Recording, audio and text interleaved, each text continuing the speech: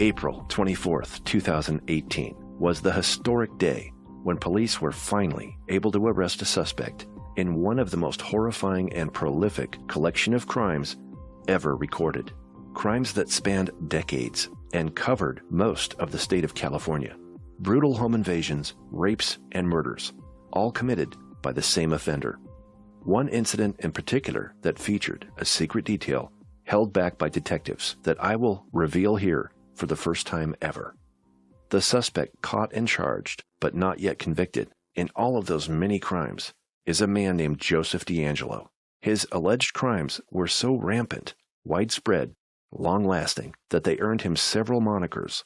First, the Vallejo ransacker, then the East Area rapist, then the original Night Stalker, and of course, the Golden State Killer. What might be the most terrifying element to the story is that many of DAngelo's alleged crimes were committed while he was employed as a police officer, to protect and to serve, officer-friendly. And with the April 2018 arrest of Joseph DAngelo, the former cop, and now formally charged as the Golden State Killer, it begs the question, could the Zodiac Killer have also been a policeman? It's a horrifying proposal, and one we will examine in my murder basement.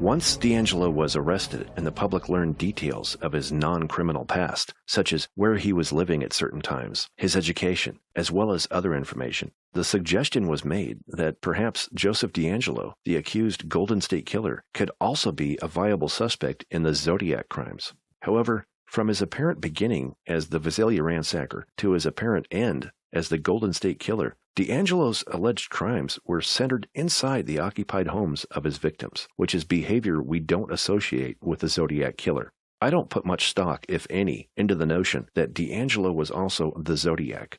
But the theory of Zodiac being a cop, like DAngelo, it's a compelling idea that's been around almost as long as the case itself. The Zodiac Killer being, in reality, a disgruntled policeman. Our son came up the stairs and walked into the room, and there was a guy behind him. He kept pointing the gun at me, and he told me to get out of the bed, lie down face down on the floor. Told my son to take his clothes off, throw him out in the hallway. Told my wife to take her clothes off, and then raped her in the hallway in front of my son and myself. It was reasonably early in the evening. We have children and friends going in and out of the house all day long. It seemed unreasonable to have to lock the door. I had just come in from a dance class. It was 9:15, a couple of hours before bedtime. I never thought to lock the door. At the time, what I wanted to do was kill this guy. There was nothing I would have liked better, and that's still true. There's nothing I'd like better than just to blow him away. It's not unusual for theories to arise, suggesting that perhaps an unsolved series of crimes might be the work of someone employed within law enforcement. Because after all, who would be better at getting away with it more than a cop? Logic dictates that cops would know what to do and what not to do in order to avoid capture. And that ability to get away with multiple crimes spread over a period of time without getting caught is what separates a serial offender from the rest of the criminal pack. The Zodiac Killer was known to taunt authorities and provide clues to his real identity. At least he claimed to provide clues.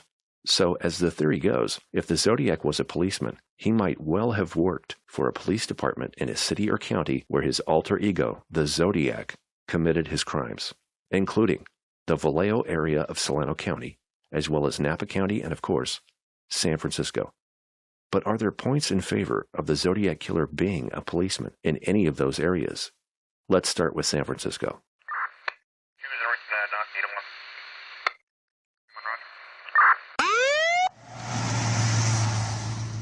Judging by the content of his letters sent to local newspapers, the Zodiac Killer despised all law enforcement, but seemed to have a particular disdain for the San Francisco Police Department. If Zodiac was feeling mistreated as a San Francisco cop, or was denied the position in the first place, it might explain his anger with that particular police department. Yet a majority of the Zodiac's confirmed crimes were in the Vallejo area, almost an hour's drive away from the city by the bay. Would someone based in or near San Francisco, such as a local cop, really be able to find obscure locations so far away, such as the gravel turnout just off Lake Herman Road, or the Zodiac's second crime scene, just a few miles away at Blue Rock Springs Park? And why would they find themselves there in the first place? As it turns out, back then and still today, if you are in downtown San Francisco, to get to both Lake Herman Road and the parking lot at Blue Rock Springs, where Darlene Ferrin was murdered, you will only need to make one stop and you will only need to make one turn. Hard to believe, but true. From Interstate 80 in downtown San Francisco, take the 780 exit in Vallejo. From there, take the Columbus Parkway exit a bit further on, and then a left at the stop sign. After a few minutes of driving on Columbus Parkway, you pass the beginning of Lake Herman Road on your right, and after another minute or so, you will be at the parking lot to Blue Rock Springs. One stop and one turn from downtown San Francisco. And it was that way even way back then. If Zodiac scouted locations for future attacks, as the Golden State Killer apparently did, the Zodiac's Vallejo area locations would have been an easy drive from virtually anywhere in the San Francisco Bay Area. In my opinion, the Zodiac's focus on San Francisco was simply because, after all, it's a huge city with the most media coverage in the area, and the Zodiac demanded media coverage. While an interesting theory, I have yet to find anything compelling to link the Zodiac Killer with the San Francisco Police Department. But what about the Vallejo Police Department?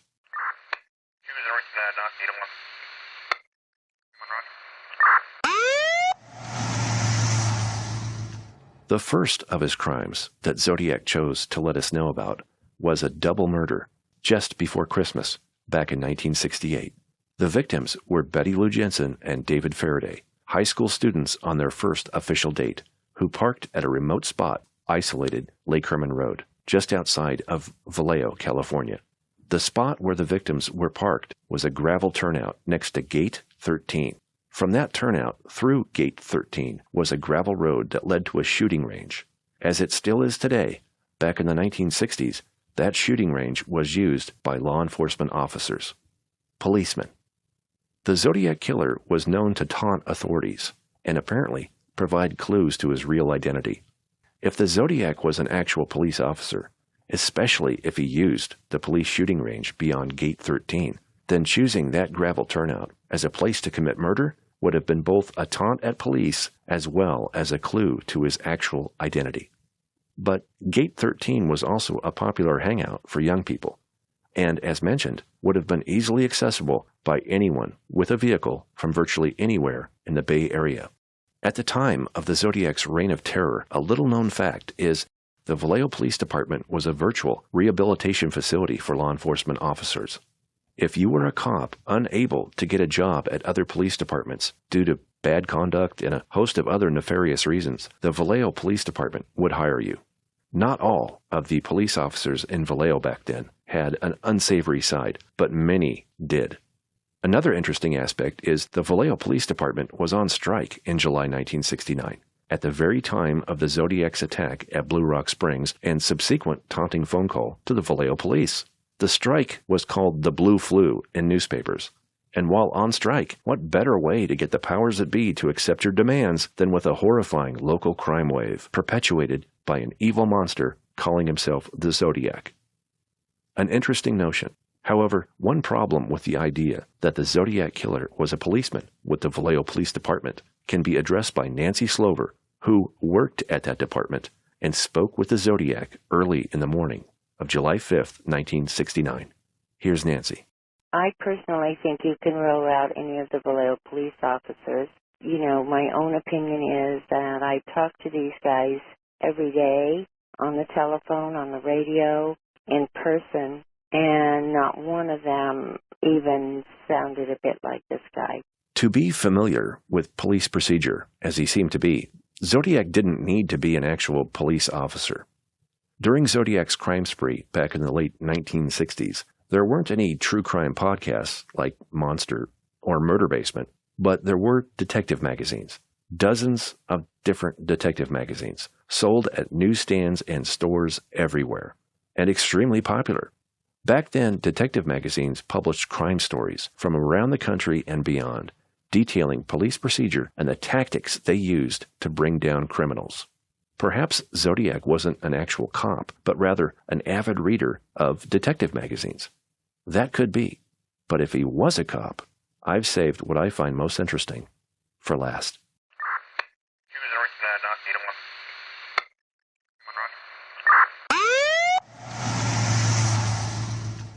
Napa County, location of the Zodiac's attack at Lake Berryessa on September 27, 1969. The primary investigating agency was the Napa County Sheriff's Department. At the time, Napa was still reeling from the unsolved murder of little Doreen Heskett, a 5-year-old girl who disappeared in Napa in March 1963 and was found murdered later that year in November. The location where her body was found was a ranch owned by the family of a Napa County Sheriff's deputy. The ranch was located just a few miles from the phone booth where the Zodiac would eventually call the Napa Police Department to report his attack at Lake Berryessa. If Zodiac parked on the same side of Main Street as the phone booth was located, his car would have been pointed in the direction to get to the ranch where Heskett's body was found 6 years earlier. To this day, the case of Doreen Heskett remains unsolved and brings to mind the Zodiac's subsequent threat of killing children. And then there's the bizarre, apparently homemade costume the Zodiac wore while attacking his victims at Lake Berryessa in Napa County on the 27th of September, 1969. A costume which, as it turns out, was the mirror image of the most recent version of a police riot suit. A riot suit that debuted just a few weeks before the Zodiac's attack at Lake Berryessa. In the description box below this video is a link showing you just how similar the Zodiac's costume matched up to the riot suit used by police. The similarities are astounding. Not proof the Zodiac was a policeman in Napa County, but something to think about for sure. Click the link and see for yourself.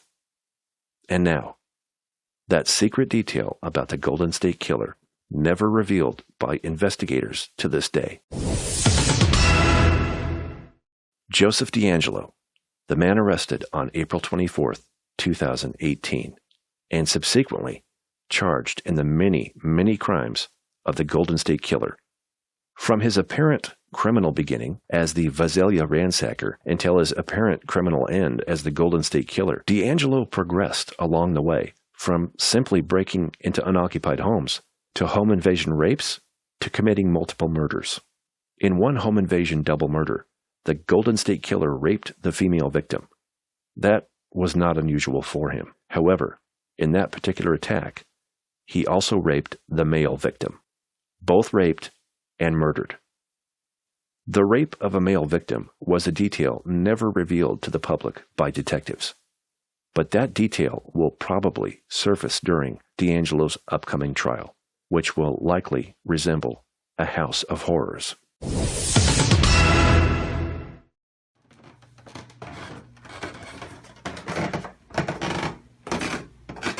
I'm going to step out of the basement just for a second and remind everybody to click the subscribe button. And that way, when I make a new podcast, you'll find out right away. Also, if you like it, give me a thumbs up and don't be afraid to leave a comment. Okay, back downstairs. I haven't found evidence to suggest the Zodiac Killer was ever a policeman. But what I saw when I was invited into the Zodiac evidence room of the Vallejo Police Department has me convinced the Zodiac contacted the police, at least in Vallejo, and contributed materials under the disguise of being a helpful citizen. The key to solving the Zodiac case might very well be in that evidence room in Vallejo, And my experiences there and what I saw in September 2017 is a story I'll tell soon in my murder basement.